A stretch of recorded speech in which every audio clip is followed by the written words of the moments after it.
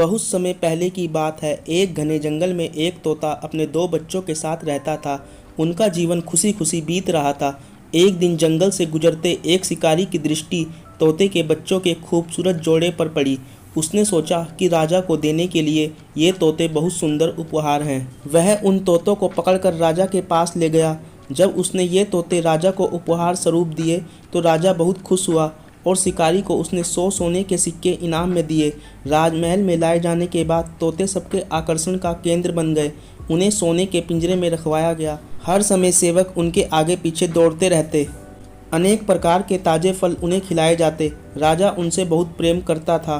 राजकुमार भी सुबह शाम उनके पास आकर खेला करता था। ऐसा जीवन पाकर दोनों तोते बहुत खुश थे। एक दिन छोटा तोता बड़े तोते से बोला, भाई हम कितने खुशनसीब हैं जो इस राजमहल में लाए गए और ऐसा आरामदायक जीवन पा सकें। यहाँ हर कोई हमसे कितना प्यार करता है, हमारा कितना ख्याल रखता है। हाँ भाई, यहाँ हमारी ज़रूरत की हर चीज़ बिना मेहनत के हमें मिल जाती है। हमारा जीवन पहले से अधिक आरामदायक हो गया है। सबसे अच्छी बात यह है कि यहाँ हमें हर किसी से प्रेम मिलता है। दोनों तोतों को राजमहल का आनंदपूर्ण जीवन बहुत रास आ रहा था।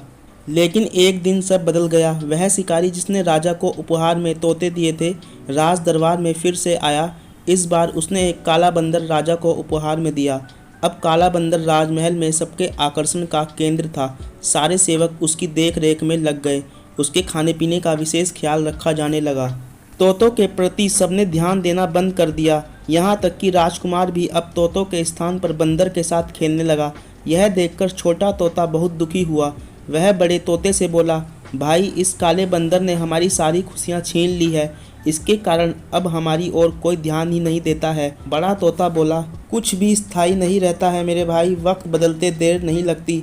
कुछ दिन बीते। बंदर था तो शरारती। एक दिन उसने महल में बहुत उत्पात मचाया, सेवकों को बहुत तंग किया। राजकुमार भी उसकी हरकत से डर गया। राजा को जब बंदर की कारस्तानी पता चली तो उसने उसे जंगल में छोड़ आने का आदेश दे दिया। आदेश का पालन कर बंदर को जंगल में छोड़ दिया गया।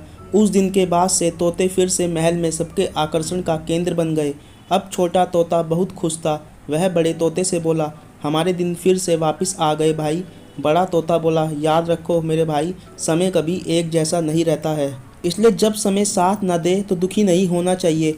बुरा समय है तो अच्छा समय भी आएगा। छोटे तोते को बड़े तोते की बात समझ में आ गई और उसने तय किया कि बुरे वक्त में वह धैर्य बनाकर रखेगा। कोई भी चीज़ स्थायी नहीं रहती, समय के साथ हर चीज़ बदलती है, इसलिए मुश्किल समय में धैर्य बनाकर रखें।